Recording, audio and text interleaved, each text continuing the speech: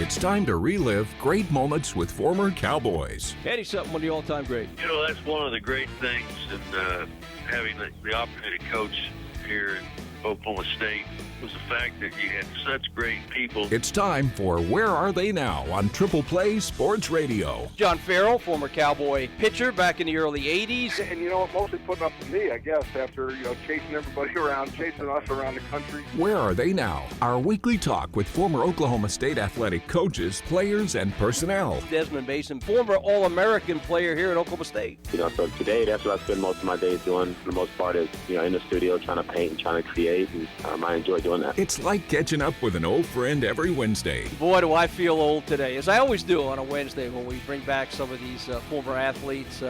We're talking with Houston Nutt. Sure did. Had a great time. That was of course, my mom and dad went to school there. My brother, Dickie, as you mentioned, went to school there. And, of course, we both met our wives right there in Stillwater, Oklahoma. Now your host, ready to take a stroll down memory lane, here is Tom Dorado.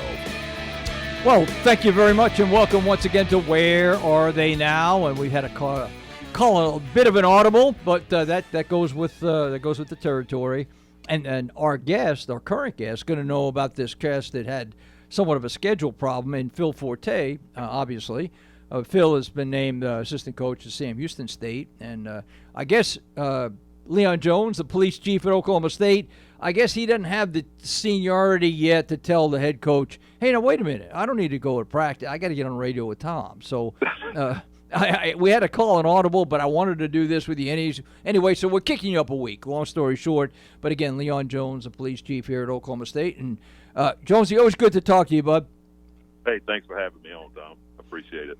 Hey, so many places we could start, and we've had you on TV side a lot, but one of the things that we want to make sure that people come out of this thing knowing who Leon Jones is, and not just the uniform and a badge and a title, which you are not that. But you had an athletic background. I mean, I tried to say you were just one step out of the NFL when you played high school ball, but you're a good player there at New Boston, and that didn't work out. So take us from there. All right, after graduating and realizing that I was going to go to be a big NFL star, I decided to try my hand at Walmart, which I kind of moved up the ranks rather quickly. And they transferred me around, ended up in Enid for about a year before being transferred here to Stillwater.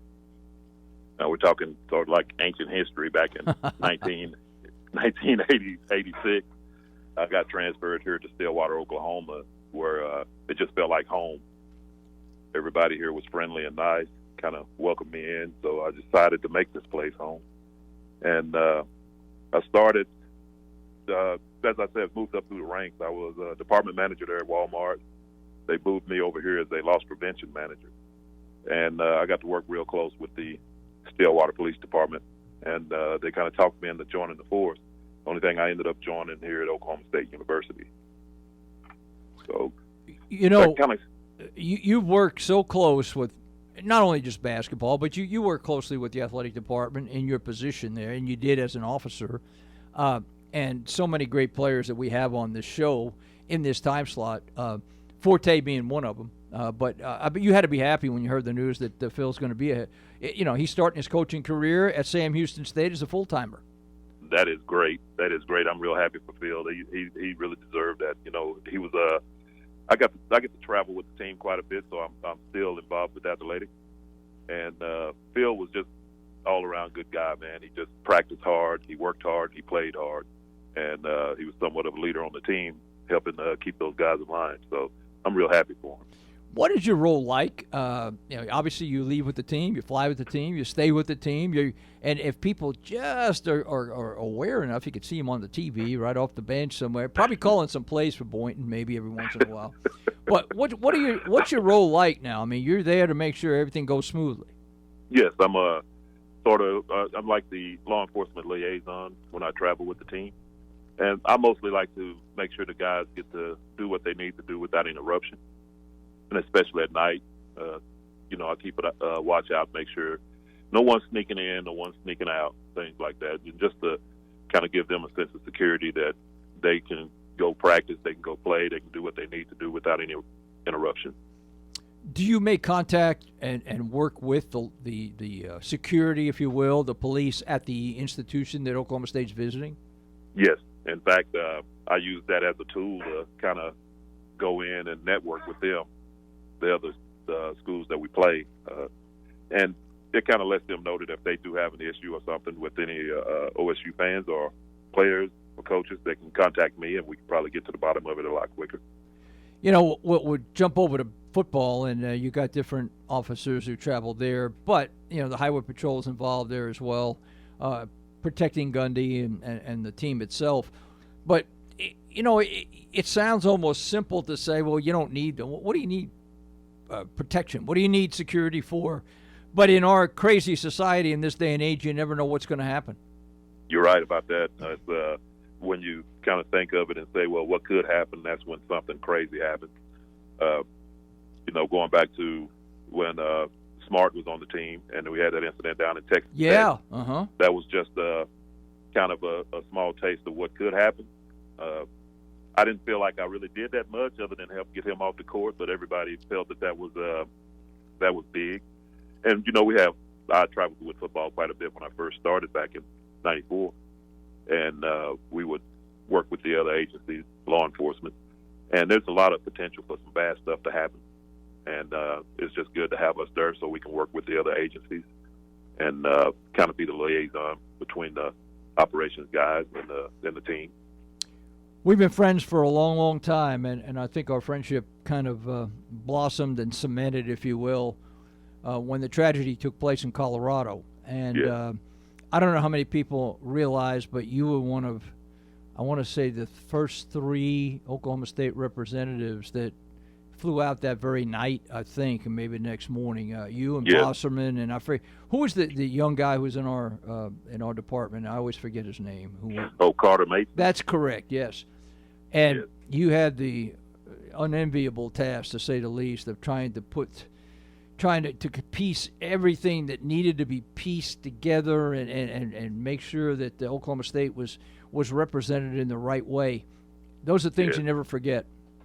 That was I remember trying to call you, Yeah. make sure I stayed in contact with you every day we were up there. We was up there for 7 days, trying to make sure that we got the guys home and got all the property home. It was a trying time, I should say. Yeah, and you know, even to this day, I think those of us who had to live through it, and certainly the families are worse off than anybody else, because they never do fill that hole. There's no question Yeah. about that, as much as we promise to remember. But that's got to still be indelible in your mind, huh, when you first arrived there, and now what do we do? Right. And, you know, it made me grow up real quick. I remember just being promoted to sergeant in that time frame. And when I accepted the task to go up there to do this, it made me grow up quite a bit. It hurt me quite a bit. But I you know, like you said, we were friends for a long time, and that kind of, you know, brought our bond closer together because we both kind of shared in that tragedy and kind of made ourselves better. You know, you're like, staying in touch. Yeah, you're like a lot of the people who work in the athletic department. You know, that this environment keeps you young, and I see the way our basketball players react to you and with you. I mean, they look at you not as a security guy or the police chief in this case. They look at you as one of their, you know, one guy they can mess around with and fool around with and feel good about. That's right. I tell you what, being part of that family it's just been great. And when I first moved here and I got on the police department, OSU is just, you know, it's hard to explain. It's just a big family. It's great. It's a great attitude, the atmosphere, and man, you know, loving sports. This just fit right up my alley. You and of course I know how you react sometimes when you're a fan too, and you want everything to go right. And although I will say this, Jonesy, you don't ever get on the officials. I've never seen you do that, so that's good, I guess. Yeah, that takes a little restraint sometimes. Tell me, what position did you play? I mean, in high school, were you? Did you feel like you had at least a shot at somebody calling you and maybe going somewhere? You know, I did. I was, you know, the Ironman football back in the day. I was offensive guard, which a little small, but I was a defensive linebacker. Mm-hmm. So when Kansas did call, the plan was to move me to the defensive backfield. So I don't like bragging on myself, but I was fast. I was a head hunter, and I was mean on the field. So I felt like I really had a chance at it. But there was that one thing that I know that I wouldn't be able to do, and that was maintain my school. So far away from home, young man, big ideas of getting rich quick kind of stuck in my head. So I gave up the ideal of football and went to work. Now later, once I got hired on at OSU, I did go to school and got my associate's, my bachelor's, and my master's degree. So that path was always set in front of me. It just took me longer to get there. We may mention this on the TV side the other day. Even as close as we are, I didn't realize. I know you've been in a lot of classrooms, and I know you've studied a lot of books and taken a lot of tests. But even I wasn't aware of all of that educational journey that you had to go on to get to where you are now. Yeah, it was. I started '94. I took some classes here at Oklahoma State University. I ended up switching to online when I went to the FBI Academy, so I was doubling up on classes there because when I got to Virginia, I took some classes at the University of Virginia up there too. So I really bared down to try to knock that education out. Were you and you can look back now, were you a good student before you began this journey, or did you become a good student out of necessity? I was a good student, especially in high school. I was real good. I stayed in the books, and my goal was to get out of school. Mm-hmm. But a lot of maturity helped me become a great student in college. Is it one of those deals, are you in the field, and you hear this in a lot of fields, but your education doesn't begin until you actually get out on the beat, get out into the field and start doing the work. Is it the same way in law enforcement? It is. Until you put the practical side of everything to work, it's all just talk, I guess. They could tell us about how things should work, but once you get out in the field and start, putting it together, it makes a big difference. Has the title police chief, has it sunk in yet? I've been bragging on you the whole time. I mean, and this guy, let me tell you, folks, this guy was voted as top police chief in this area not only by the Police Association, and he got his, I don't know if he got a trophy, a plaque, whatever it was over in Durant, but you were nominated by your own peers for this award. Now, that's pretty stout. That was really surprising, really humbling. Being the chief, when I got named chief, it took me a while to realize, hey, this is a big deal. Like my dad said, he said, man, this is a big deal.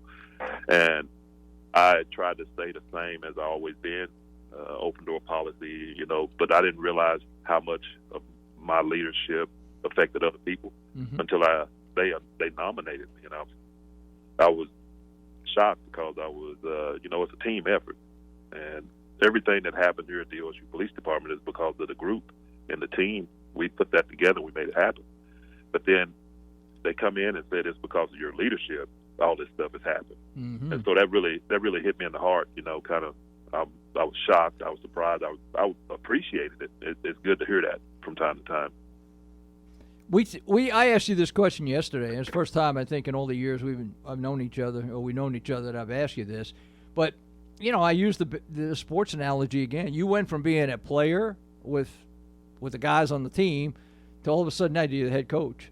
And was that an awkward, tough transition to make? It was a little tough because when you're playing, you're hands on. You're always involved. When you're like saying I'm the coach, I have to be the one that gives the direction and kind of take my hands off and let everybody work. And so I'm fortunate enough to have a great group of guys here at OSU that make sure that they make me look good because they enjoy the job. I enjoy what I do, and just like I said, being able to take my hands off and let them work is really paying dividends because I've always been the worker person. Always had my hands on everything. So this is a new assignment for me, and I think I'm starting to get the hang of it, but I got a long way to go. Hey, I'm sure I'm not saying anything you don't know, obviously. It's almost like 12 months a year you guys work on this, but that first football game is not too far away.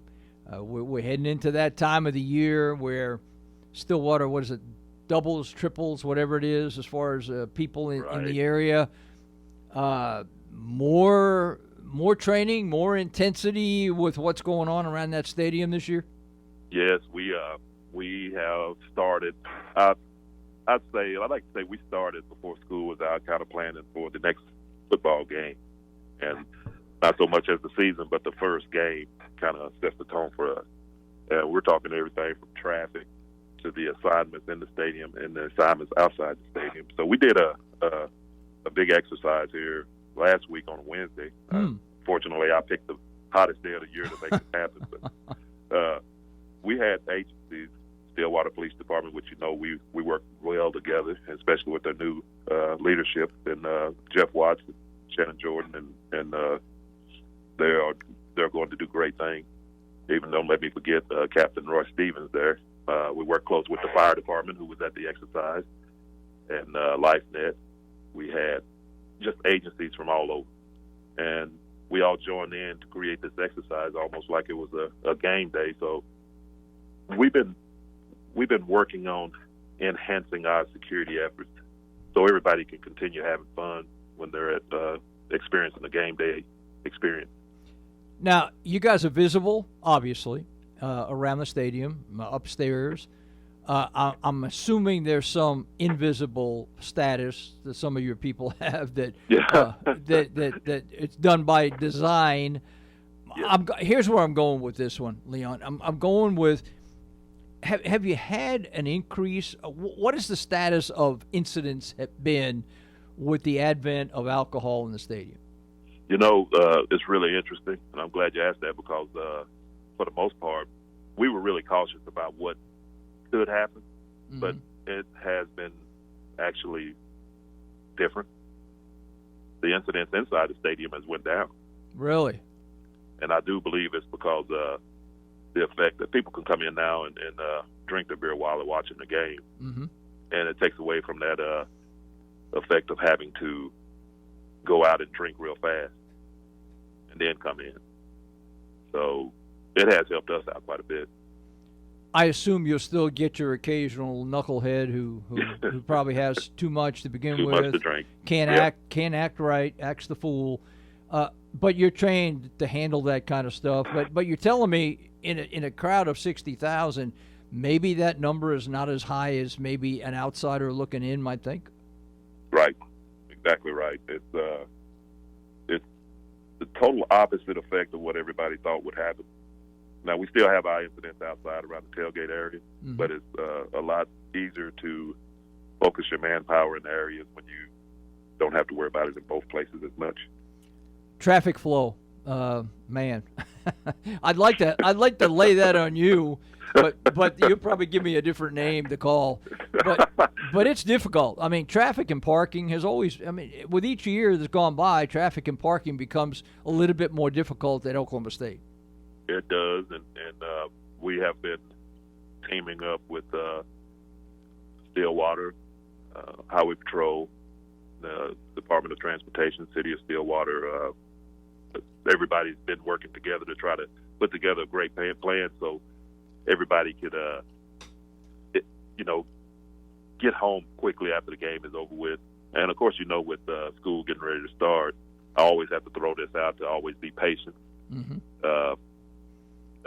Try to not get road rage or anything like that because that's a lot of people in a small area. Right. And we will continue to work hard to make sure that we get this right for everybody as they come into the city of Stillwater. We're going to continue to work on the traffic, and anybody have any ideas or any input they'd like to add, just feel free to let us know what that is.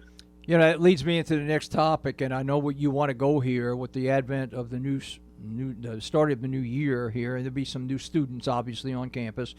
But even the ones that have been here for a while, the townspeople, the staff, you want them to get to know the police department personnel as people that are friends of yours, guys who you can trust, guys Yes. and gals that you can talk to, and they're there for you, not necessarily there to intimidate you. Right. Because, as law enforcement officers, we have been trained to do a certain job, and we can guess what we think the citizens want or the people in the community want. But I find it easier just to ask. Yeah. Just let us know. And the only way we can really get to know the people in our community is to actually get out, talk to them, and get to know them. So it's really important to me that people welcome us into the community because we are part of it. And then that just helps things go a lot easier. Besides, we enjoy people in our community just as much as I hope they enjoy us. But you're always out in the community because you are truly community people. I mean, you go to the same stores, you do the same stuff that everybody else does. I have to ask you this. Since you became police chief, has anybody come up to you in a store and said, hey, that's the new police chief at Oklahoma State? I have had that happen. Have you really? Yes. And how did you react, Mr. Humble? Well, I tell you what, it's to be. I know a lot of people, and for somebody to take the time to get to know me or recognize me means a lot. If that makes sense. Yeah. I'm walking through the store and a person has taken time to recognize, to know who I am and what I do. That really means a lot. That means that person is really, genuine. Now we're going to get serious here toward the end of this, because this is stuff that not only happens at Oklahoma State, unfortunately it has, but it happens around the country as well. And we talk about scams, okay? And you guys had to put out an advisory recently about a scam that was taking place here on campus. Tell us about that. So individuals were calling people on the phone and advising them that they either had a warrant and or they needed to come to the station to prove their innocence. But they were portraying themselves as an OSU police officer. Mm-hmm. In fact, we had one that called and said that he was me, the Wow. chief of police, Leon Jones, and that they had a warrant out for their arrest, and if they didn't send money, they would be arrested immediately.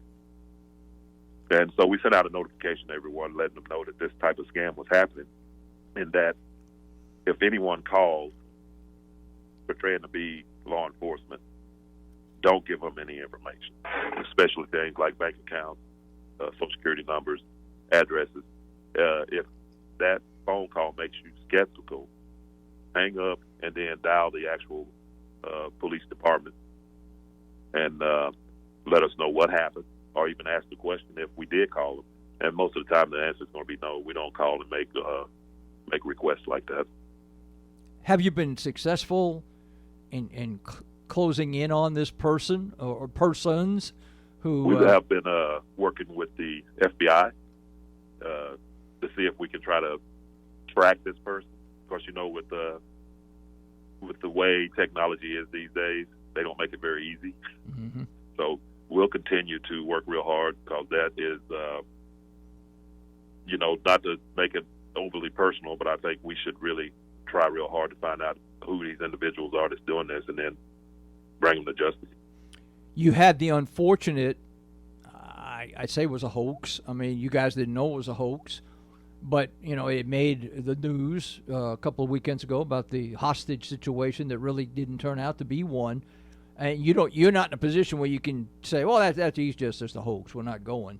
But, right. but these things, too, are you any closer to bringing that person or persons to an accountability? I hadn't followed up on that one yet. I know Stillwater has done an excellent job at keeping everyone informed. They did an excellent job that day responding, and all the agencies that responded did a tremendous job. It was great to see that we could all come together in a time of need.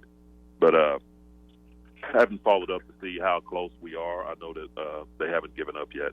They're still looking.